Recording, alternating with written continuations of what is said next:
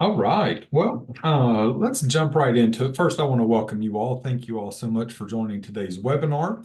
My name is Shane Barton. I'll do a short introduction here momentarily. But first, I just want to welcome everyone again to Progress Beyond Profit. Today, we're going to talk about measuring success of redevelopment efforts. Obviously, we're going to have to touch a little bit on money and profits, but I'm going to also try to pull out some other threads around other ways to think about success and potentially ways to measure that success that go beyond profit today. Uh, so for folks who may be joining us for the first time, welcome. For folks that have been with us, you've probably heard this introduction in the past, but the Brownfield Webinar Redevelopment webinar series today is brought to you by partnerships between the University of Kentucky's Community and Economic Development Initiative of Kentucky and the Commonwealth of Kentucky's Brownfield office. So we've been putting on these webinars for about the last year. We do monthly webinars and we'll have another webinar next month. So just a quick housekeeping item for everyone. You should see a Q&A box or at least an icon on your screen. If you have any questions or comments throughout the webinar, please feel free to add those in there. And at the end, I will circle back and address as many questions as we can. But let's jump right into it. So again, my name is Shane Barton. I'm the Downtown Revitalization Coordinator for CEDIK at the University of Kentucky. We've been doing downtown revitalization really as a focused discipline within our team for the last many years. And in fact, some of what I'm going to share today is things that we've learned along the way and things that have inspired us. So first, I just want to share kind of our distilled process of really for brownfield redevelopment. We often start with community engagement and then sort of leveraging that into identifying and assessing properties or buildings that are sort of worthy for inspection or assessment as a part of, or consideration as a part of redevelopment planning. And then as we move into that redevelopment plan and we're evaluating findings or considering alternatives, moving into the best ways to structure investments and thinking about, how to leverage those funds. But there are indicators to success really all along the way, whether we're talking about community engagement and the numbers types and sort of broad spectrum of people that share ideas and inform the redevelopment process, or whether we're inventorying a community or a main street or downtown, thinking about what that actual artifact of your effort, the value that you can get out of that and leverage that in the future. Not just as a part of your brownfield redevelopment planning, but really as a part of other processes or other even grant opportunities. But we'll touch on some of this. But before we get too far ahead of ourselves, let's sort of think about, traditionally when we're thinking about brownfield redevelopment, this is often what comes to mind when we talk about the benefits, right? It's very economically focused, sort of economic and environmentally focused. So, often we think about improving the overall, economic health and environmental health. Obviously, there are indicators sort of embedded within that. If we look at the local tax base or job growth, those are also indicators of success. But also leveraging existing infrastructure, preventing sprawl, being able to preserve potential green space or other amenities can be an indicator as well. And then supporting equity and social justice, whether we're talking through the planning process or with the final product, hopefully with both. But the redevelopment planning process really provides an opportunity to focus on social equity and social justice issues and bring them within the context of community planning. But for those developers involved in redeveloping brownfields, obviously there are price and tax incentives, and these buildings and sites are often in prime locations. There's typically some favorable zoning or other land use provisions and often a wide range of public-private partnership opportunities. Again, embedded within all of these are opportunities to think about, how do we best measure success or tell ourselves that we've been successful at the end of a project. But I also like to show this slide. It's fun, and the irony isn't lost on me that the acronym is PROFIT here. But I really like the way that the U.S. Department of Health and Human Services has laid this out, right? Sort of protecting the health of communities. And when we're thinking about measuring the health of communities, health outcomes, and particularly community health outcomes, are really long-term outcomes that can be kind of hard to measure, in particular in our lifetimes. Those things happen sort of over generational changes or generational shifts. So, we may have to think a little differently about how we approach measuring that in the short term. But again, the idea of removing development pressure off of undeveloped land and optimizing the infrastructures involved here, again, facilitating job growth and increased local tax bases, and then the healthy, safe places. Now, there are a lot of potential measurables sort of embedded within that healthy and safe places as we try to define, what makes a place healthy? Is it just exposures to contaminants or not having those potential exposures, or is it also things related to connectivity, quality of life, human scale, or sort of pedestrian amenities, right? So when we think about this idea of healthy and safe as an outcome, there are lots of pieces and parts to that we have to consider along the way. Okay. But I want to just sort of share this model. Oftentimes, this is kind of how my brain tries to orient planning processes, whether I'm doing sort of community planning or thinking about a work plan or structuring ideas for a grant proposal. I may use this sort of outline, this logic model. But really what I want to bring your attention to, what this shows is sort of, we'll start with this goal that's at our desired future state, and then some objectives we may do. And then for each of those objectives, right, we've got things we have to do. We have to invest inputs. This is what it's going to take to actually get it done. And then we do the things, the strategies or activities with participants or communities to achieve those outcomes. But really what I want to bring your attention to first here is this idea of strategies and activities. And I want you to think broadly about, again, all of the things that it takes to reach those long-term outcomes, those anticipated community level outcomes, right? Like the community health outcomes. But this also gives me a sense, and I hope provides you with a sense of what are some other things that you may be able to measure along the way, sort of incremental pieces that help you get to those long-term outcomes. So, thinking about changed processes or behaviors, individual behaviors, or specific conditions, either in a community or on a site, sort of broad and very narrow sort of scope and scale here. So, start to think about the pieces that begin to move you forward, that it's not just the tax incentive or the tax base improvement or the job growth, that there's a lot of things that sort of change along the way as you implement your redevelopment plan. But really, sort of lastly here, thinking about the outcomes and the types of outcomes, right? Community health is a big, that we would consider that a long-term outcome. But there are initial outcomes along the way. Again, have we changed the way we're approaching things? Have we adopted new processes that are more fair or equitable, or that facilitate more people getting involved, or better equitable outcome? Have we increased understanding about an issue, right? For example, has this webinar increased or broadened your understanding about how to approach measuring success? Just incremental pieces along the way. Hey, are we shifting the perceptions or feelings about a topic? Are there a growing awareness around the need to address something or support for it, either at the citizen or local government level? Are we applying what we've learned, or even applying for future funding or future grants to implement pieces and parts? Are we thinking about how we're going to evaluate, right? Even coming up with a sound sort of evaluation plan of your processes is a win that I hope you consider also a measure of success moving along your own pathway. And then are we listening to people? Are we gathering feedback, not just from the number of people, but at a certain frequency or a percentage of the population have we engaged? Are we making sure to engage folks that are often disengaged in public processes?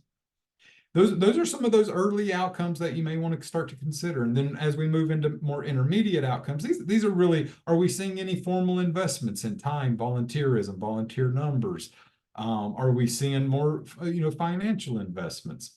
Are we starting to see some resultant capacity? People taking leadership positions, folks feeling more comfortable with what they've learned and being able to apply it, perhaps to go after grants or to manage new grant opportunities, right? Are we seeing more people involved at the local level or from different sort of sectors of public service? Are we seeing an increased access or for example, this comes up with pedestrian or sort of connectivity to outdoor amenities. Are we actually seeing an increased access? Can people utilize it no matter what their ability to sort of engage in different environments may be? Are we seeing an increase in the types of services responding to the needs that we've heard? Are we seeing more informed decision making along the way, right? All the while leading us up to these really long-term outcomes that frankly are really hard to measure in the short term.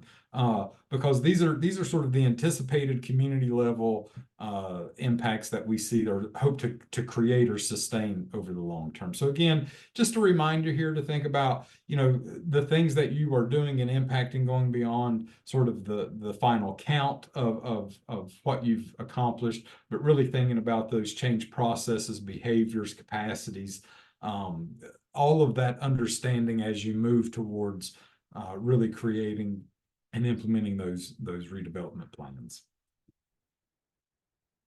But when we think about downtowns, I always like to share this slide because it really captures a lot here. Why are we interested in downtown revitalization or redevelopment anyway, right? Well, the reason we really love downtowns is that their intrinsic value is really hard to replicate. Right, there's this historic density of assets, of people, of businesses, of experiences, of really sort of cultural identity. There is a resilience, if you will, in the entangled kind of assets that both in the built environment and with everyone in the community's ingrained memories of sort of those uses, right? And we know that investments in downtown and downtown revitalization, we've seen increased jobs and property values and improved quality of life.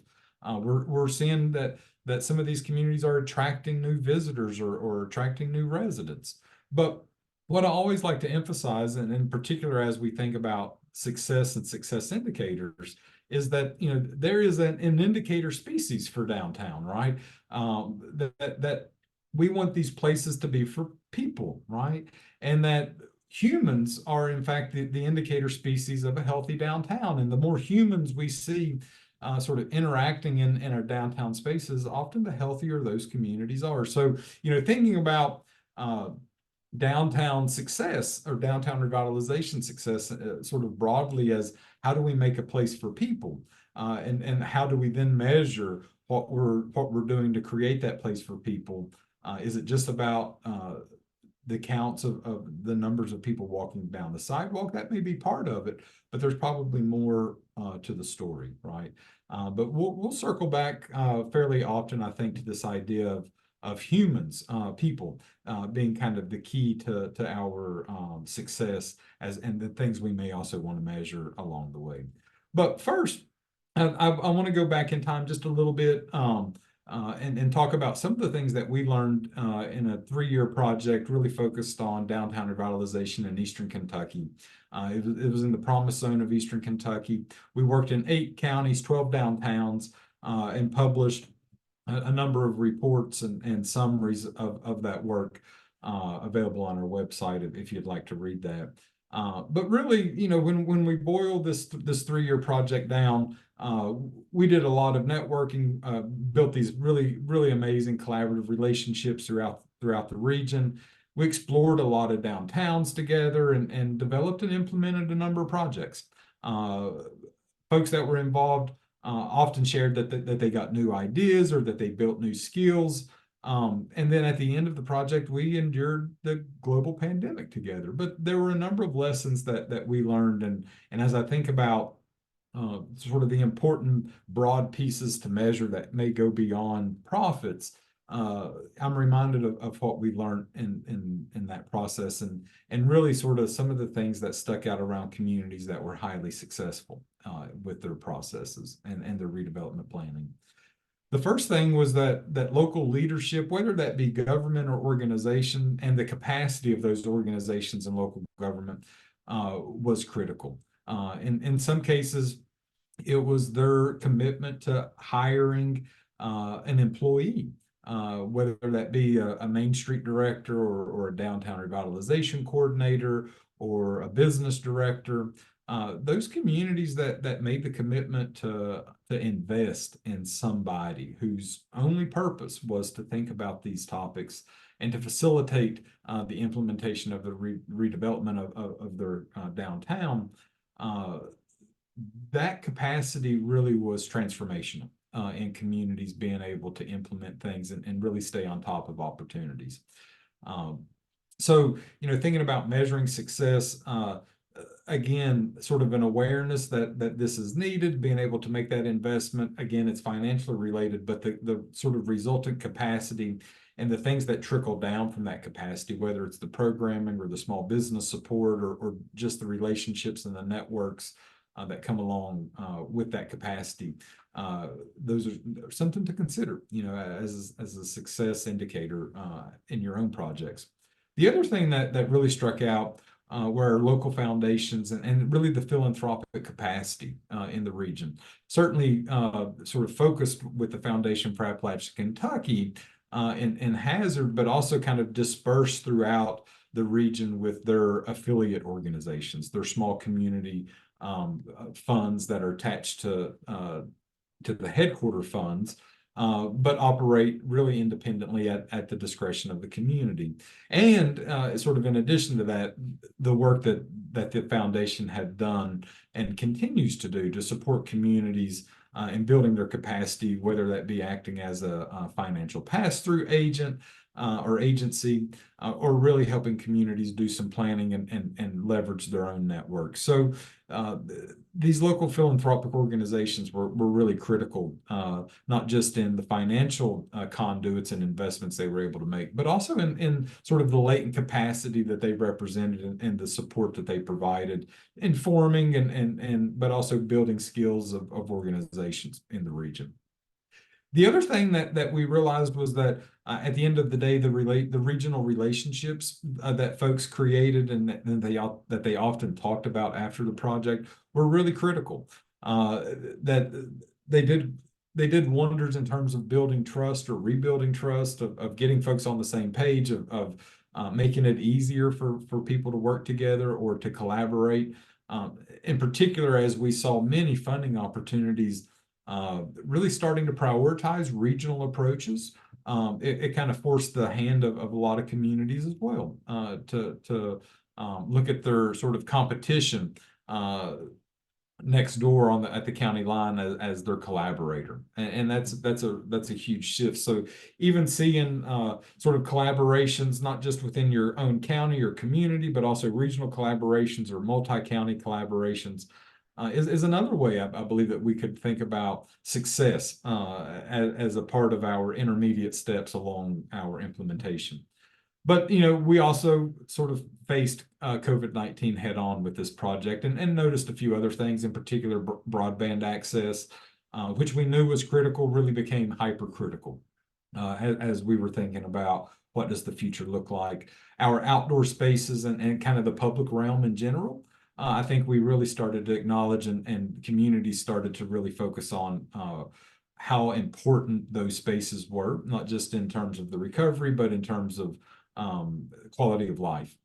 So I think those are lingering pieces that really stick out to me as things that we may want to pay attention to as significant indicators of success in redevelopment plans, in particular if your community is working on public design or any sort of outdoor spaces or pedestrian accommodations.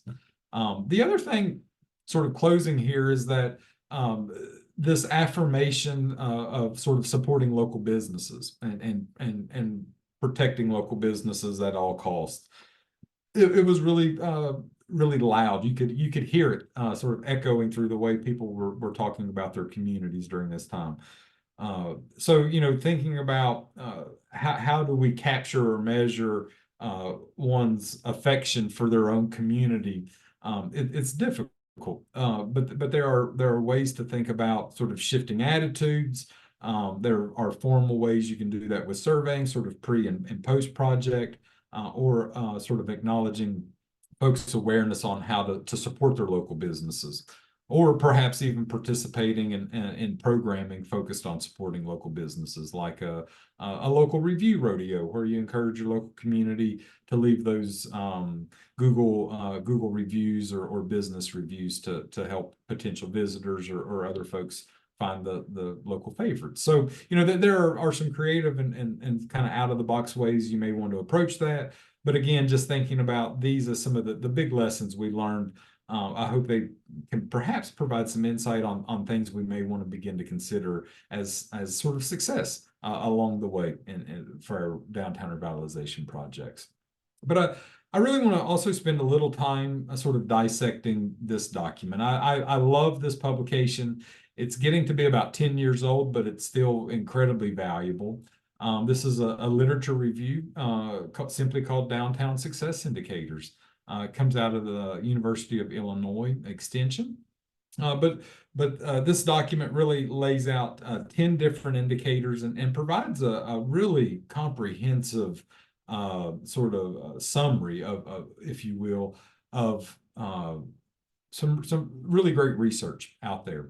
But I want to just share some of the pieces from their 10 categories. So just sort of briefly, because we're going to go through these in a little more detail, this is really what we're talking about. And again, some of this is going to be a financial, but I'm hoping to be able to also tease out some things that kind of go beyond the financial or profit pieces here. But, when we think about sort of the broad sort of indicators of downtown revitalization success, we're really thinking about sort of retail and housing, organizations and partnerships, traffic generators, and we'll talk a little bit about what all of this means. But let's just sort of jump right into it here.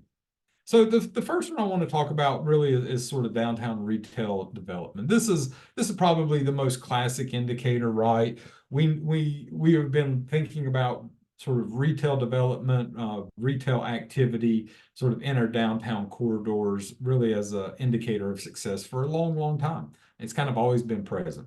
And the reason this is really an important indicator is because oftentimes it's those downtown retail or Main Street retail that really create a sense of vibrancy, right? They're unique.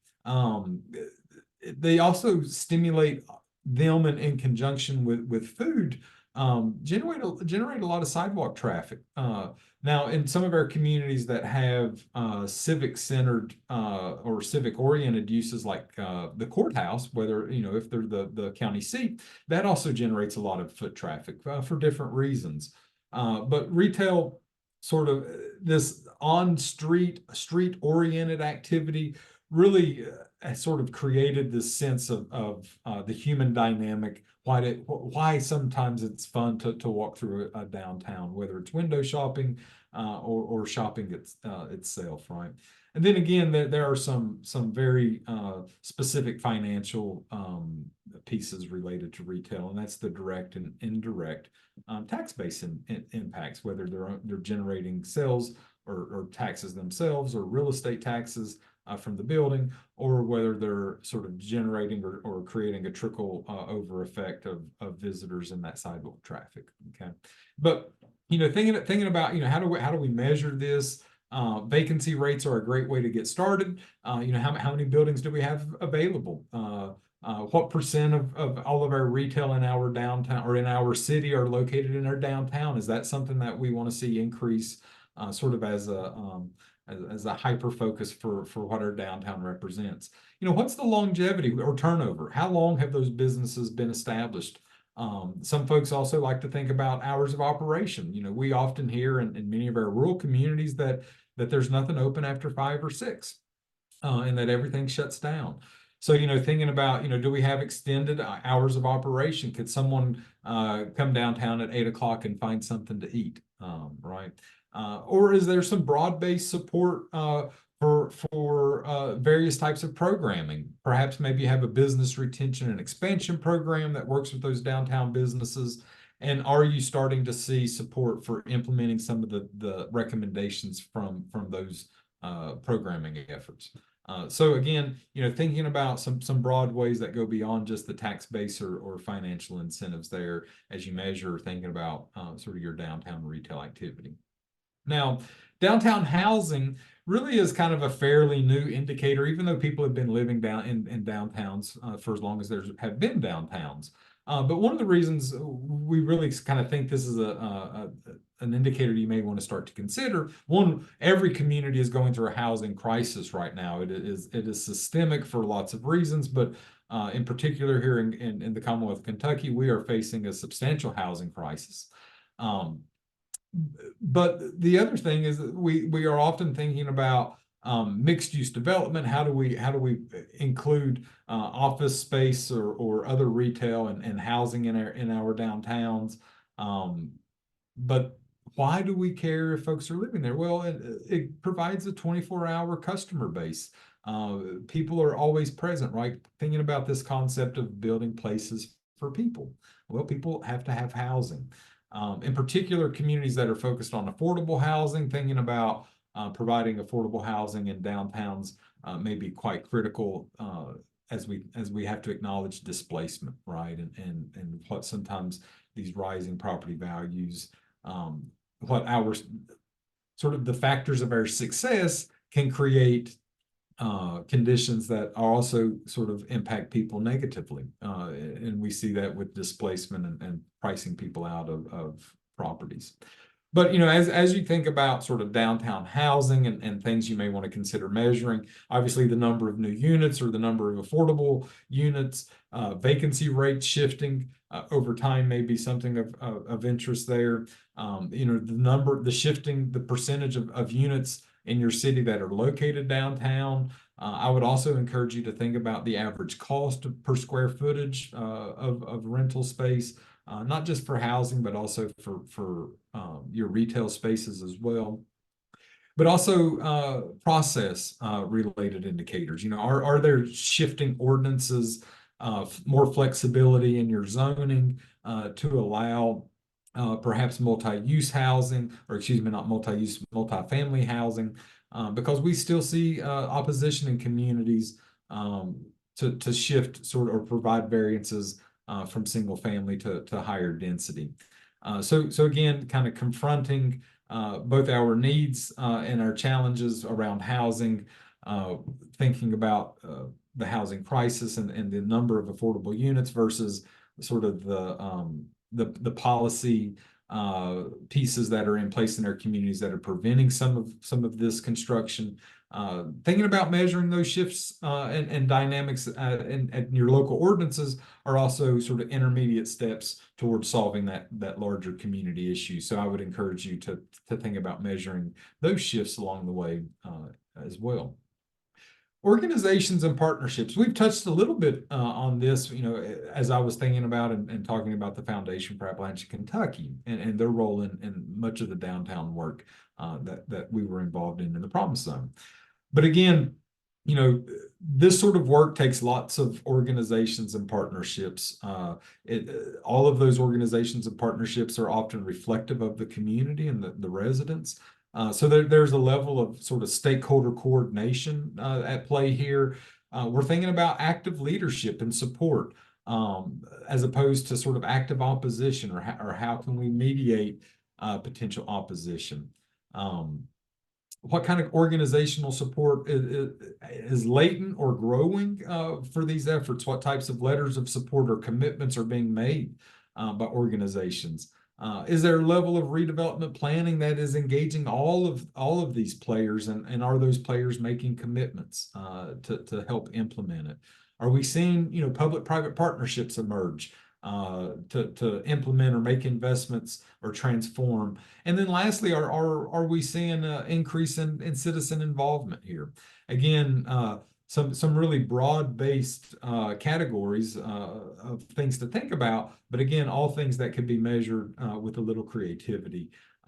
Again, thinking about some of these are a little easier looking at investments, but it's those intermediate things related to capacity and community involvement and coordination that I'm going to encourage you to think about also as indicators of success along your plan implementation path. The next one is our downtown traffic generators, and this isn't like what you may be thinking about. I'm not encouraging like bumper to bumper traffic or car oriented traffic here. What I'm really talking about are what drives visitation or what brings people to your community. I mentioned briefly a minute ago the idea of your county seat or your judicial sort of offices. You know, courts bring people to town, they generate traffic. We also see natural amenities generating traffic, people coming to town to hike mountains or to go to parks or hike trails. Civic and cultural uses, you know, thinking about local sports, local theaters, local sort of festivals or events. All of those generate traffic. In addition to educational establishments, not just high schools, but if you're blessed, if your community is blessed to have a college or university, those are typical traffic generators as well. They bring people to town. But you know, as we think about, you know, what's the impact of that, all of those people, there's a lot of different categories to think about, or how do we approach measuring them? You know, one may be, you know, do we have increased access to those amenities? Can people find them? Do we have wayfinding? Are people finding it easier to find places to park or to get around or navigate our community? Are we counting the crowds, or are we doing any type of intercept surveys to those visitors? Again, that may give us an opportunity to think about the financial piece around your return on investment, or also generate feedback on what folks' first impressions or lasting impression may be from their visitor or from their visit. You know, are we walking around town during these events doing parking counts, seeing how much parking is being utilized, how much may be available, what kind of turnover we're seeing? Are we doing license plate surveys to get a sense of where people are coming from, what states are represented, how far people are coming for that event? Again, these are things that you may want to consider measuring or documenting. You know, as we think about all of those things that draw people into your community. And again, drawing people into your community, increasing visitation, getting more sort of people on the streets is one sort of intermediate piece along the way here. Oftentimes, you know, when we're doing downtown revitalization or brownfield redevelopment, preservation and rehabilitation of historic structures comes to play. So, you know, many downtowns that have focused on preservation or historic rehabilitation have found themselves as very attractable, sort of an attractive asset to visitors. People love going and experiencing historic places. They provide a sense of identity and character that you can't often replicate, right? So, you know, thinking about sort of what may we look at here outside of sort of this broad identity and character or architecture, but there may be some more formal pieces at play here, whether we're talking about, you know, do we have a historic registry or a district or things noted as historically significant?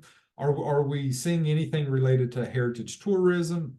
You know, are we promoting or facilitating people's engagement or interaction with history?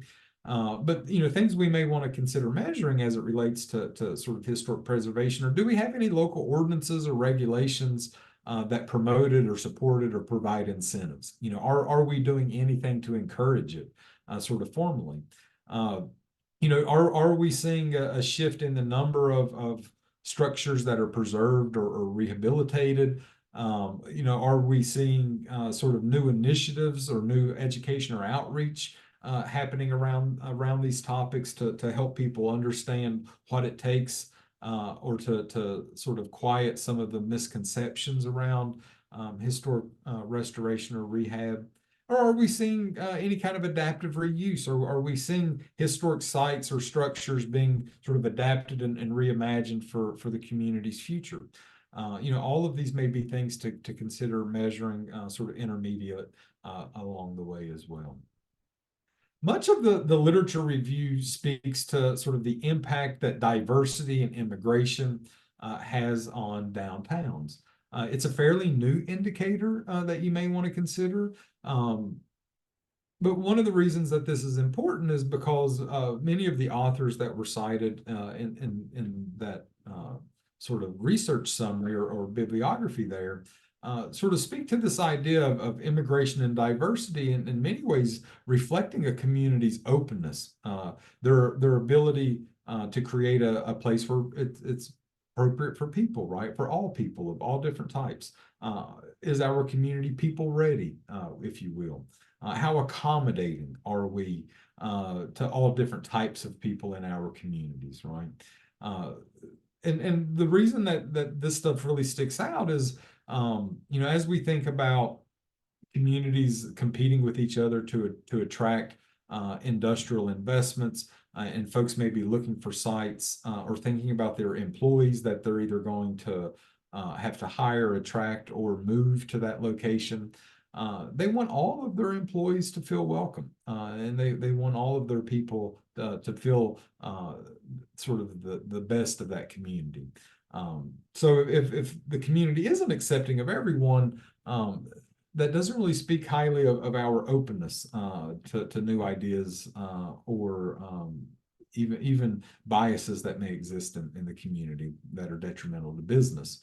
So things you may want to consider measuring, thinking about this obviously are sort of census or demographic data, but are there any ordinances or regulations? So for example, here in Kentucky, many communities have adopted fairness ordinances that go kind of above and beyond sort of state statute and provide sort of protections for folks based on sexual orientation as a way to show that they are accommodating and welcoming to all types of people. Right. But the other thing you may want to sort of track over time is, what's our civic leaders' sort of attitude towards diverse groups of people or diverse populations? And then speaking of sort of diverse populations, not just sort of sexual orientation, but, what is our percentage of foreign born or non-white populations within our communities? I will also remind you that some of these measures are important also as we start to consider environmental justice sort of indexes, especially and specifically related to EPA brownfield funding, because they do ask environmental justice related questions. So being able to address some of these indicators or some of these categories of interest may play in your favor, in particular as you're moving forward or applying for that. But again, just being aware that immigration and diversity is considered sort of an indicator of success, something that you may also want to consider for your own projects. This idea of multifunctionality, again, it's kind of similar to the traffic generating idea. But this is that, there are a lot of diverse uses in our downtowns. There's a variety of activities. There's always things going on. There's office, there's retail, there's housing, right? There's civic space, there's green space. But really, communities that are multifunctional, that have a lot of things going on, often have greater success with some of the financial pieces. Again, creating that sort of daytime traffic, nighttime traffic, a 24-hour traffic, creating places for people that have high quality of life. Oftentimes we see a lot of different uses sort of scattered within those downtowns. But things you may want to begin to consider or even consider measuring, what does that sort of mix of downtown land uses look like? And is it shifting towards what your vision or what your community has affirmed as your vision or desire for that land use matrix? Are you seeing sort of mixes of uses? Again, thinking about sort of office or retail or housing, are you seeing things sort of combined? Or are they being located closely together? Or are things still being sort of constructed or built in silos, dissected or not connected? we used to think pretty heavily and highly of office space. This is something that I did notice in this literature review that stuck out to me when I was pulling this together, because they speak really highly and highly value sort of the density and the numbers of offices in a downtown. And I believe that used to be the case. However, COVID-19 shifted that with remote work and the ability of people to do so much at home. I'm not sure if this still holds. And frankly, I haven't necessarily dove into the research sort of post-COVID to see if that is the case. So, thinking about those multi-uses, there are going to be some lingering impacts of the pandemic that I'm not quite sure how they're going to play out. But this is one of those indicators that may be questionable now. Thinking about,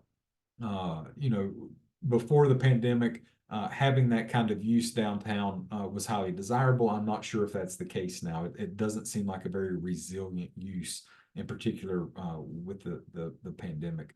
But another piece is, does your community have meeting spaces, places where communities can come together or have a conference?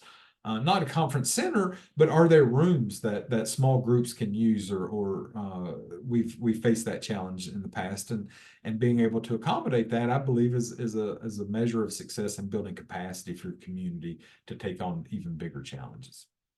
Now, downtown design is important here, thinking about the built environment and creating places for people. Thinking about, all the stuff that we do to attract and retain foot traffic, creating things at the human scale, creating that sense of place. All of that is important because you've probably been in a community that feels very secure and comfortable when you're walking around. I would imagine they may be tree lined or smaller lights, more ornate signs versus that downtown you've been in where it's sort of parking lots, huge boulevard style sidewalks, light poles. Everything sort of feels open and exposed. So really thinking about design in a way of creating spaces for people here. But things you may want to consider measuring, sort of intermediate outcomes here. Or have you made any pedestrian or bike oriented enhancements? Are you creating a place for bicyclists or other pedestrians? Are you making improvements around streetscapes or helping businesses or building owners improve their facades? Is there a clear boundary of sort of your downtown or your city? Do you know you have arrived? And is there a sense of connectivity that sort of you always know how to get somewhere or how to get around? Have you taken on or changed things related to aesthetics or beautification efforts? Are you seeing any shifts in ordinances or the regulatory framework or local zoning? Sort of related to design or sort of design expectations? Or is your community, have you done any sort of traffic calming measures to support sort of bike or pedestrian connectivity or safety? All of these may be intermediate steps worth thinking about or measuring as indicators of your own success. And then branding and promotion, are you doing outreach programs? How are you reaching people? How successful are you with promoting your events or your other visitor attractions? Does your downtown have a sense of visibility for folks? And kind of how are you educating people about sort of the things that you're doing, sort of civic processes? Again, sort of broad-based here related to community promotion and advertising and sort of attracting, but also in terms of how that community is sort of keeping people informed around what they are doing, communication being critical here. Another thing you may want to take note of and document along the way. Then lastly, downtown finance, employment, demographics. These are many of the kind of standard traditional forms of measure. I couldn't not mention these, but these are also often sort of financially related or financial adjacent, right? So assess property values or investments, tax sort of tax implications or tax returns, general population shifts or population density, jobs and employment, income or wages, educational attainment, healthcare indicators, crime. Again, these are those big community level indicators that can take time to shift. these are oftentimes what we are aiming for, or in the long term trying to shift in dramatic ways. But these are often, again, sort of the very traditional ways we approach this stuff. Okay. But sort of thinking about some others before we wrap up here. Um, as we think about brownfield redevelopment, even the number of brownfield buildings or sites that you've identified or assessed is really critical indicator of your success. Are you meeting sort of what you've envisioned for yourself? Have you completed any construction or completed elements of construction along the way? Don't forget to really think about how you've engaged, the effectiveness of your engagement. Are you seeing shifting behaviors, or are folks feeling like they know more about a situation or feel more informed about it? We'll often do surveys or just little questionnaires with folks I want to make sure that their use of time felt appropriate, that it was worth, that their 2 hours to come to a meeting was worth it to them. Other things related to brownfield sort of redevelopment, are we seeing property transfers or transactions happening? Do we have occupancy or completed projects? Are we seeing decreased exposures, or is there environmental remediation taking place? Or have we confirmed that maybe we don't have to do environmental remediation on particular buildings? Have we started to think about sort of overall sustainability, how we are approaching equity, both in terms of the way we get people involved, inform our visions, create our priorities, and then, implement those? Are we seeing sort of sound economic choices being made, or positive environmental things happening as a result of brownfield redevelopment? And then are we seeing sort of a broad-based sort of growth in the knowledge of the programs or funding that's available at the community level? Because none of these projects can, I guess what I'm saying here is that all of these big sort of downtown revitalization projects really rely on leveraging and stacking capital from a variety of programs, whether that be state or federal funding sources. And are we seeing sort of a growing knowledge of how that matrix sort of comes together, or plays or doesn't play well together, because not all funding sources play well together. So again, just some other kind of broad ways to think about this, or to approach measuring success along the way. There are a lot more. And frankly, if this is something that you're interested in, or if there's particular things that you're interested in trying to think about, how do we specifically measure it, I'd love to have a conversation or follow up with you.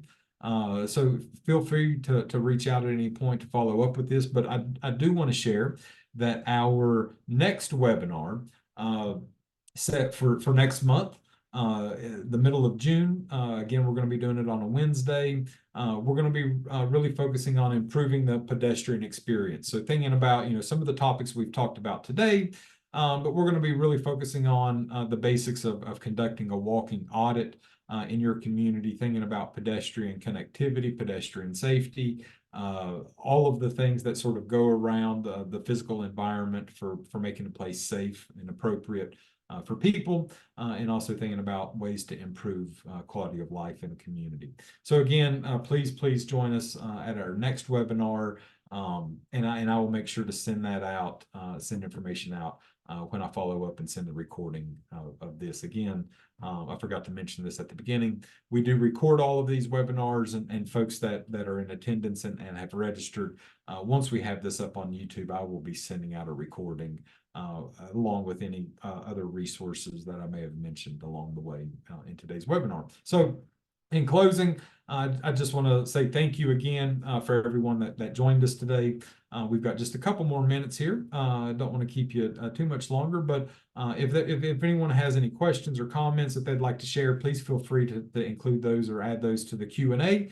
And I'll give us just a couple minutes here to address any questions that may come up. It doesn't look like we've got any quite yet. But again, just want to give everyone another moment or two before we formally wrap up and say goodbye.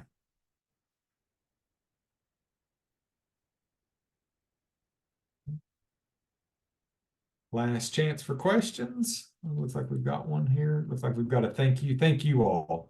Thank you all so much. And again, If at any point you'd like to follow up or talk about measuring success or even broad indicators or specific indicators, you can reach me at any time at my email, shane.barton@uky.edu, right there on the screen. Hope you all have a great day. Again, thanks for joining, and I will get this recording sent out to you all as soon as we get it uploaded.